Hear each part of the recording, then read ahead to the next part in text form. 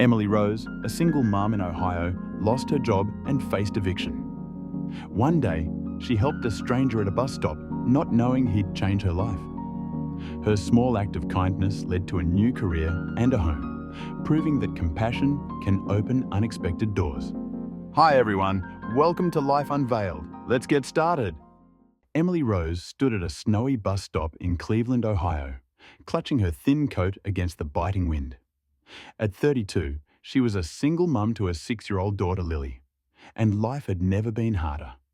Just 2 months ago, the factory where she had worked for 8 years as a quality inspector shut down, leaving her jobless.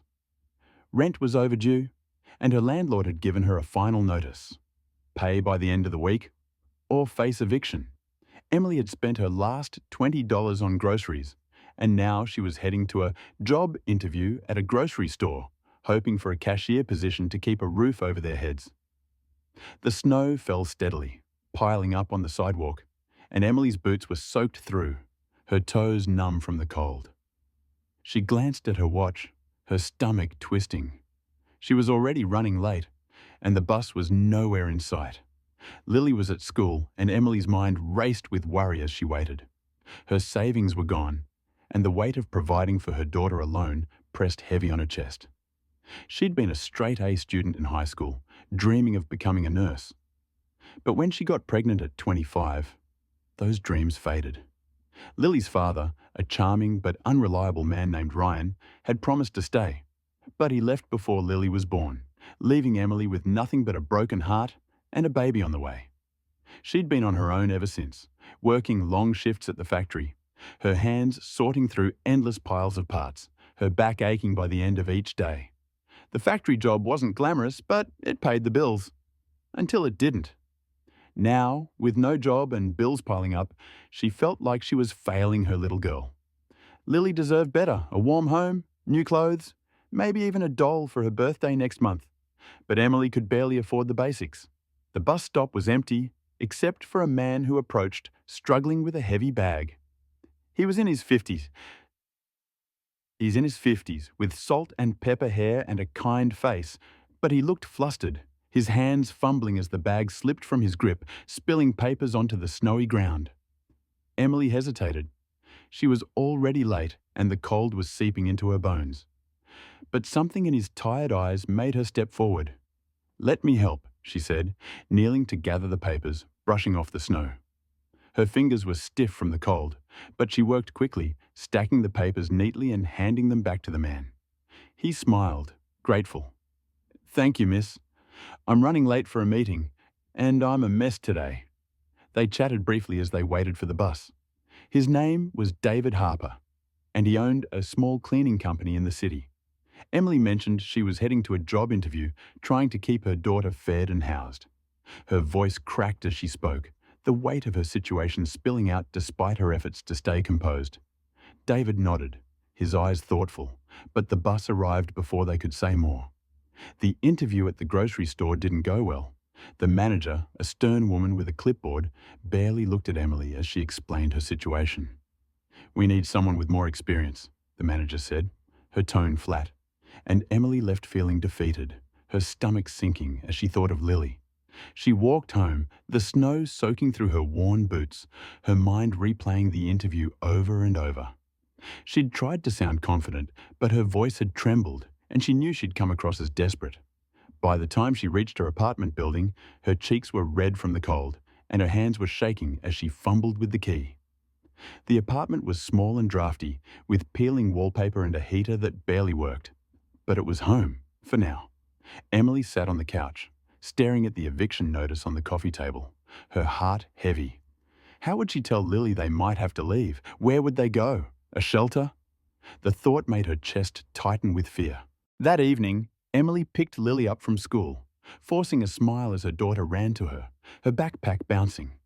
"Mommy, I drew a picture today," Lily said, holding up a crayon drawing of a house with a big sun above it. Emily's heart ached as she looked at the drawing.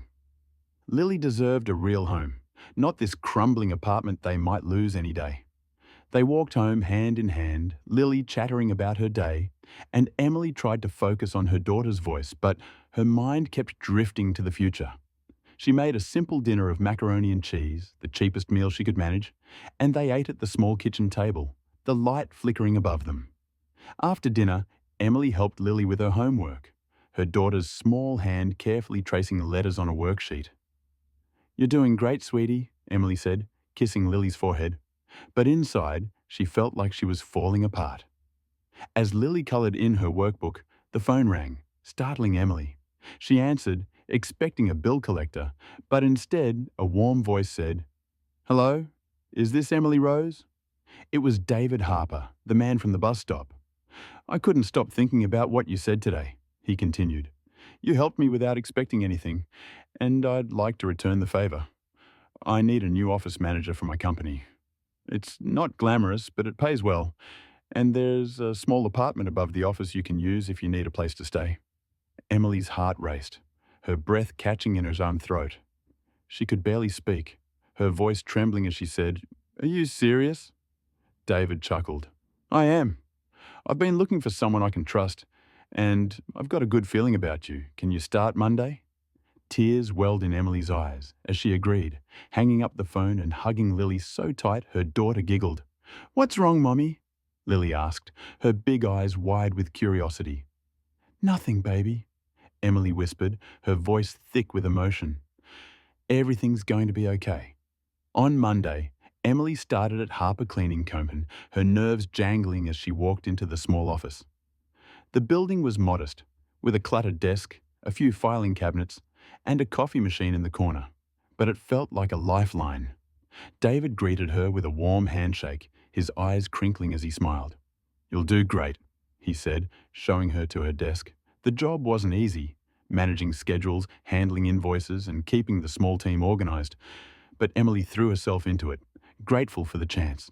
She learned quickly, asking questions when she wasn't sure, and David was patient, guiding her through the chaos of running a small business. The apartment above the office was small but cozy, with 2 bedrooms, a tiny kitchen, and a window that let in the morning sun. Emily and Lily moved in that weekend, their few belongings fitting into a single suitcase. For the first time in months, Emily slept without worrying about eviction. The sound of Lily's soft breathing in the next room, a comfort she hadn't felt in ages. Over the next few months, Emily settled into her new role. She organized the company's chaotic filing system, set up a better schedule for the cleaning crews, and even suggested a few new clients, using her knack for talking to people. David was impressed, often stopping by her desk to say, "You're a natural, Emily." The steady paycheck allowed her to buy Lily new clothes and a backpack for school, and she even saved enough to get her daughter a doll for her birthday, a small, fluffy teddy bear that Lily named Mr. Snuggles. Seeing Lily's face light up as she hugged the bear made Emily's heart swell with a joy she hadn't felt in years. But Emily's dreams didn't stop there. With a stable job and a roof over their heads, she started thinking about the future. She'd always wanted to be a nurse, to help people the way she'd needed help when she was younger. One evening, after putting Lily to bed, she sat at the kitchen table with a cup of tea, scrolling through her old laptop. She found a community college nearby that offered night classes for nursing, and with David's encouragement, she enrolled. "You've got this," David told her, his voice firm. "I'll adjust your hours so you can make it to class." Emily was nervous. School had been so long ago, and she wasn't sure she could keep up, but she was determined to try.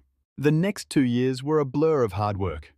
Emily juggled her job, classes, and raising Lily, often staying up past midnight to study, her eyes burning as she memorized medical terms and procedures. There were nights when she wanted to quit, when the exhaustion was too much and the equations in her textbook seemed like a foreign language. One particularly tough night, after failing a practice exam, she sat at the kitchen table, her head in her hands, whispering to herself, "I can't do this." But then, Lily padded into the kitchen in her pajamas, rubbing her eyes. "Mommy, why are you sad?" she asked, climbing into Emily's lap. Emily hugged her tight, feeling her daughter's warmth, and said, "I'm not sad, sweetie. I'm just working hard for us." Lily smiled and said, "I know you can do it, Mommy." That was all Emily needed to keep going. David became more than a boss. he became a mentor and a friend. He'd often bring Lily small treats, like a chocolate bar or a colouring book, and he'd check in on Emily, making sure she wasn't overworking herself. "You're doing amazing," he'd say, his voice full of pride. Emily also made friends at the college, other single mums like her, who understood the struggle of balancing work, school, and parenting.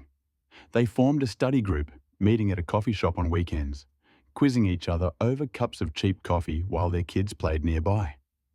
The support kept Emily going, reminding her she wasn't alone. Lily thrived in their new life. The school near the office was better than her old one, with a playground and a library where she could borrow books.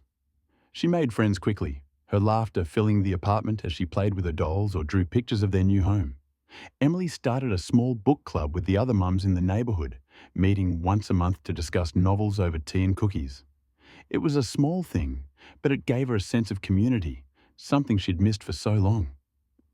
At 38, Emily graduated as a registered nurse, her diploma a symbol of everything she'd overcome. The ceremony was held in a bright auditorium, the air buzzing with excitement as families cheered for the graduates. Emily walked across the stage in her cap and gown, her heart pounding as she heard Lily's voice shouting, "That's my mummy," from the crowd. David was there too, clapping louder than anyone, his eyes shining with pride. After the ceremony, he pulled her into a hug and said, "I knew you had it in you, Emily. That day at the bus stop, I saw someone who deserved a chance." Emily smiled, tears in her eyes, and said, "I wouldn't be here without you, David." With her nursing degree, Emily landed a job at a local hospital working in the paediatric ward. She loved the work, comforting scared kids, helping parents through tough moments, and knowing she was making a difference. She kept working with David part-time, managing the office on weekends, but her new job gave her the fulfillment she'd always craved. She and Lily moved into a small house with a backyard, where Lily could play and Emily could plant flowers. The house was modest, with a tiny porch and a kitchen that needed painting, but it was theirs, a real home at last. On weekends, Emily and Lily would sit on the porch, sipping lemonade and watching the sunset, the air filled with the scent of blooming flowers. Emily never forgot that snowy morning at the bus stop. She often thought about how a small act of kindness, helping a stranger pick up his papers, had opened a door she never expected.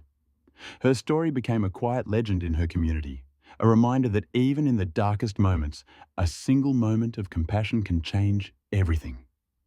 Emily made it a point to pay it forward, volunteering at a local shelter on her days off, helping other single mums find their footing, just as David had helped her. She'd bring Lily along, teaching her the value of kindness, and together, they'd hand out blankets or serve meals, their laughter mixing with the chatter of the shelter's guests. One day, as Emily was leaving the hospital, after a long shift, a young nurse stopped her. "You're Emily Rose, right?" the woman asked, her eyes bright. "I heard your story from a friend. I'm a single mum too, and I'm starting nursing school next month. You inspired me to keep going." Emily smiled, her heart full, and said, "You've got this. Just take it one step at a time." As she walked to her car, the sun setting behind her, Emily felt a deep sense of peace. She'd built a life she was proud of, not just for herself, but for Lily, for David, and for every person she'd helped along the way.